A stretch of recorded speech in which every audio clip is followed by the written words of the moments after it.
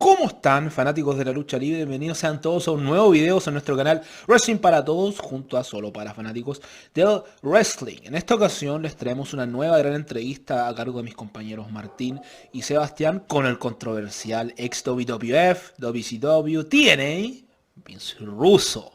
Antes de comenzar con la entrevista y con el video, los dejo invitados a dejar su like aquí abajito, ya que eso nos ayuda muchísimo a seguir creciendo y traerle más contenido como este. Sin más preámbulos, los dejo con la entrevista a Vince Russo. Ladies and gentlemen, let me introduce to you one of the most controversial figures in the history of pro wrestling. He's the former head writer of WWE, WCW and TNA, former WCW World Heavyweight Champion, Vince Russo. How are you doing today, sir? All right, Martin. How are you, my friend? I'm doing fine. And the first way I wanted to ask you, before going to any of our questions about your career, I wanted to ask you about your main project at the time, which is Vince Russo's The Brand. Can you tell us a little bit about how this project came together and what shows are you doing?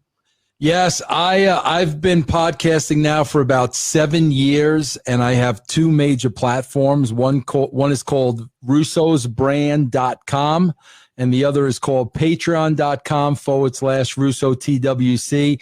We have, we probably have about 15 to 20 shows with many wrestlers who are in the business. Stevie Ray of Harlem Heat, the Beautiful People, Angelina Love, Velvet Sky, the Disco Inferno, Shane Douglas, Justin Credible, Big Vito LaGrasso, Kevin Sullivan, Tom Pritchard. I mean, the list goes on and on. Taylor Hendricks, Goldilocks, and we do many different shows. And it basically starts at like 75 cents a week, man. So if you want to really hear from the pros, that is really the place to go. Stevie Richards is on there. Just so much talent is on there. Very cool. Good. Excellent. Thank you for that background, Vince. Vince, I have a question, of course. My question is the following. We know that you watched some wrestling before you start in the business. How did your interest in wrestling begin, and what wrestlers caught your interest? Yeah, I love the entertainment aspect of wrestling from day one. I love the characters. I love the pageantry. Man, when I first started wrestling, when I first started watching wrestling, the first guys that really caught my eye were the Valiant Brothers. You know, Handsome Jimmy, Luscious Johnny, managed by Lou Albano.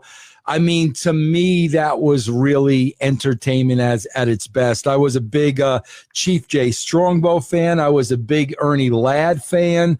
And I love back then you had Freddie Blassie as a manager, the Grand Wizard, Lou Albano. Man, I loved the characters. Yeah, very cool. And I wanted to ask you next, how did the transition from being the WWE magazine writer to becoming the head writer of the company come together? Well, you know, when I was the writer of the magazine, man, I'll be honest with you, I thought the TV product at the time was very bad. I mean, we're talking about, this is the Goon era and Mantar and T.L. Hopper, all that. And I was very outspoken about it. And, I started this Raw magazine at the time that was very controversial. It took much more of a real approach. And, Vince McMahon, saw what I was doing in the magazine. I was doing a little TV work at the time. I was working with Goldust. I was doing some vignettes. But, he decided to increase my role as the ratings continue to go down at the WWE. All right. Thank you for that. My next question is the following. You were one of the men behind the Attitude Era, but if you had to choose 5 other people that also helped take the company to that level, who would you say they were, those people? Wow, that's a great question. Sebastian, are you a wrestler? No. Oh. No, but I really like it. I really enjoy. You look like you should be a wrestler, and Martin looks like he should be the handsome announcer. Thank you. Now, Sebastian, that's not saying you're ugly or anything, but you got the face of a wrestler. You got that look of a wrestler. You think so? Yeah. Why exactly? You got that. You got a very rough, tough look. Yeah, I can see that. Okay. Am I right, Martin? Yeah. Now the good thing is with the luchadors, we get to cover that face with a mask, so he won't scare anybody away. I mean, that's a good part about it. But no, you look like a wrestler and you look like a commentator. But Sebastian, that is a great question. Nobody has ever asked me that question before, so I give you credit. First of all, I got to say Ed Ferrara. You know, I would not have been successful without a great writing partner.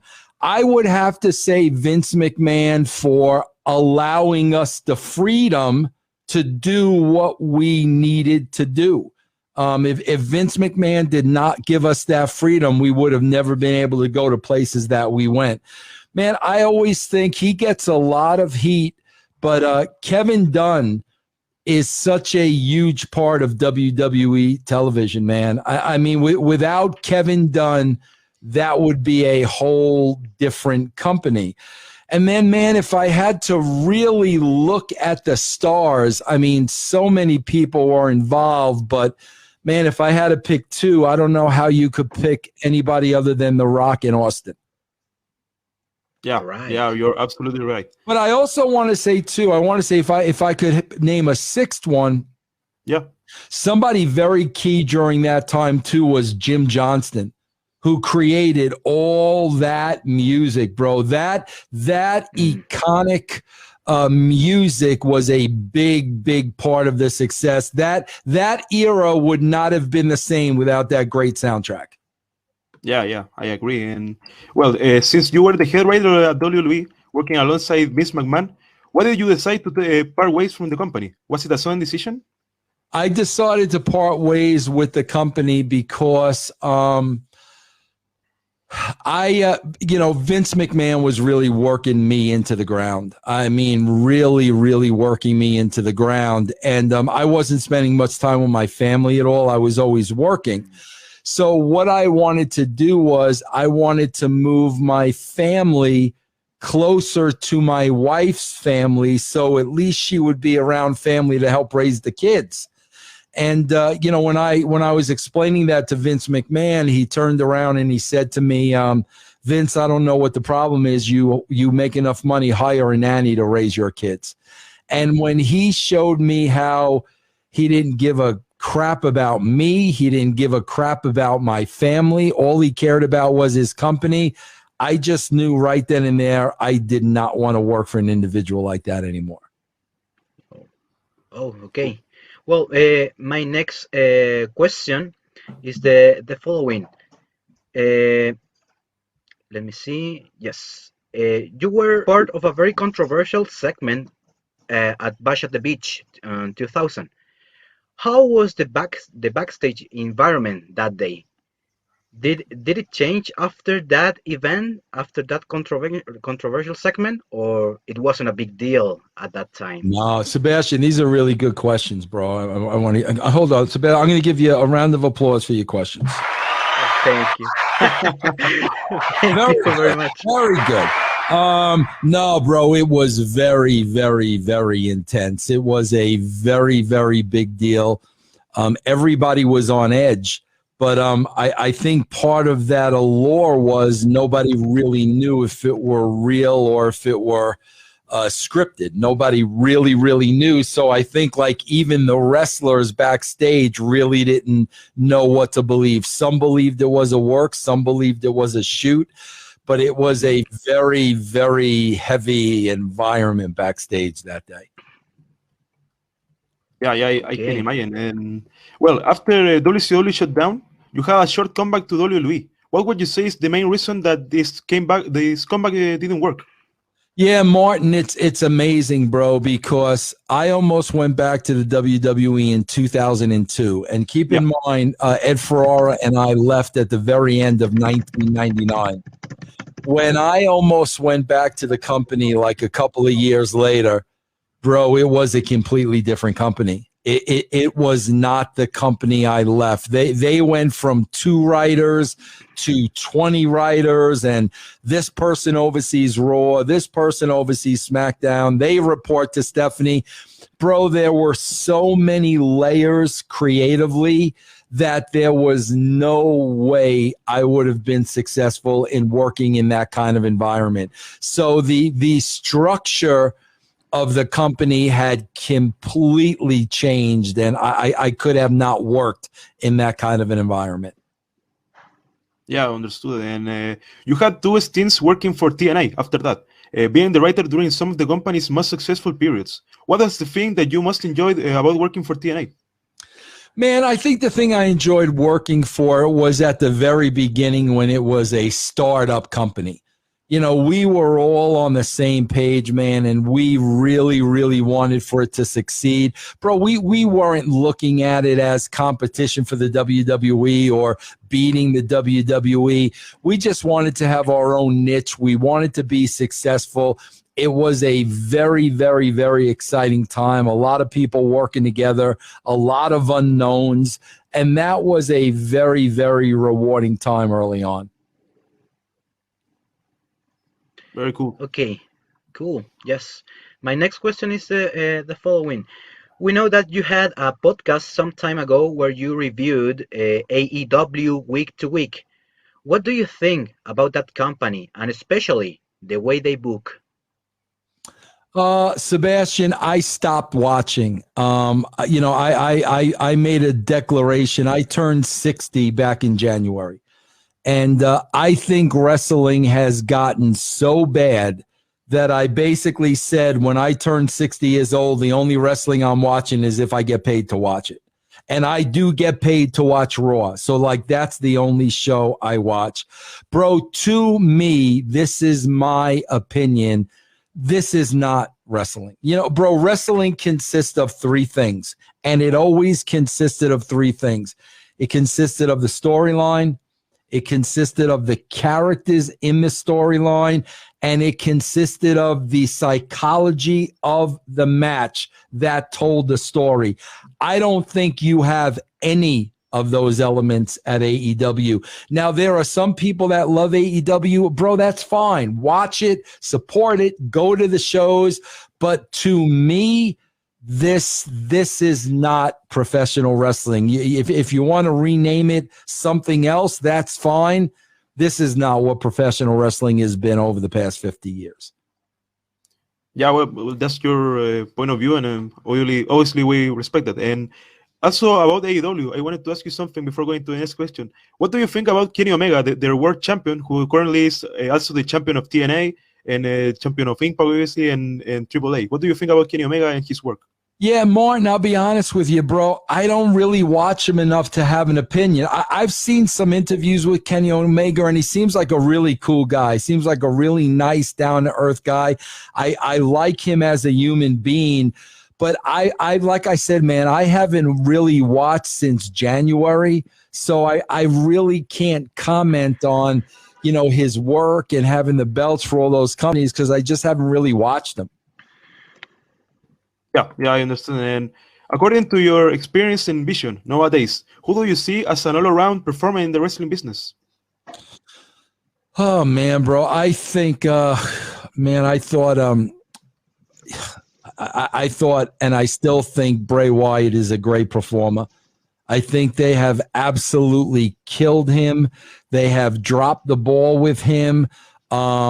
This guy, no doubt, should have been at an Undertaker level. He's got that raw talent. And out of anybody I wish that I could have worked with, he would definitely be number 1 at the top of my list. Yeah, very good. And about that, what do you think about the work of Roman Reigns, who is also one of the big names right now? Do you think he's an all-around performer as well? Absolutely. I love Roman Reigns. I'm a big fan of Roman Reigns. I always was. Roman Reigns is a bona fide superstar. He would have been a superstar during the Attitude Era, any era. And yeah, bro, I would have loved the opportunity to be able to work with him as well. He's a tremendous performer, bro. He is a superstar. Vince, I have a question. Who would you pick as a perfect opponent for Roman Reigns? Well, that's a great question, man. I'll be honest with you, man. When you look at that roster right now, man, bro, the only one that I would think is at that level is a Brock Lesnar. I mean, honestly, I don't see, like, I don't even watch SmackDown, guys. I only watch Raw, but I know the rosters. Man, I don't think anybody is at his level right now besides Brock. Yeah, he's Okay. the face of the company. Yeah, absolutely. Yes. Yep. Yeah. My next question is the following. I'm a big fan, bro. Like, I'm a big fan of Drew, and he could be that guy, but I just think that they have booked him absolutely horribly. That's why, and it is not his fault. He doesn't write the show, but he would have the potential. I think a Lashley program would be interesting, but the fact that they have the split, I mean, kills absolutely everything. And I don't even know why they do that anymore. They did the SmackDown and the Raw split when they were red hot and they could take both shows on the road. Bro, it hasn't been that way in years. Why they continue to split the roster, I have no idea. Yeah, we have the same question as you, Vince. So yeah. It's everyone's question. My next question is the following. During your career as a writer for various companies, what is the storyline that you consider the most successful or the one that you enjoyed the most? Definitely when Rock joined the corporation, because that was crafted like for months and months and months. And that's what I mean about, like, when I went back in 2002, we were able to have so much detail in that story, and it played out over such a period of time because there were two writers. I mean, that's it. You can't tell a story like that today with everybody involved. You'll never see a story like that again, and it has nothing to do with the talent of the writers or anything like that. It's just the structure of the company. When it was just Ed Ferrara and myself, we were able to do things like that. Yeah, of course. And before closing this interview, Vince, I wanted to ask you, what is the future of Vince Russo like? What are your plans for the next few months?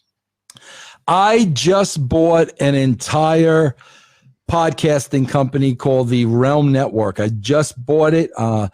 I'm transferring it over to me now. I am going to have a podcasting platform of many, many different arms, from sports to entertainment to pop culture to conspiracy theories. I mean, you name it. So I'm really going to take podcasting way, way, way beyond wrestling and have, music shows, retro shows, many, many shows down the pike.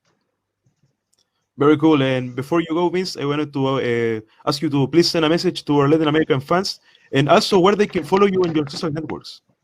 Yeah, guys, you can follow me. I am on, I'm on Twitter at the Vince Russo.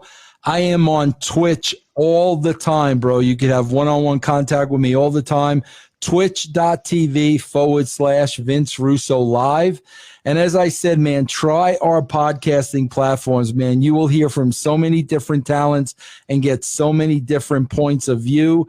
That's russosbrand.com and also patreon.com/RussoTWC. Perfect. Thank you very much for your time, Vince. It was a very good interview, and take care. Thank you. Yeah, thank you guys too. Great questions, man. I really enjoyed it, man. I'd love to come on again sometime. Thank you. Take care. Thank you so much. You're welcome. Take care. Thank you.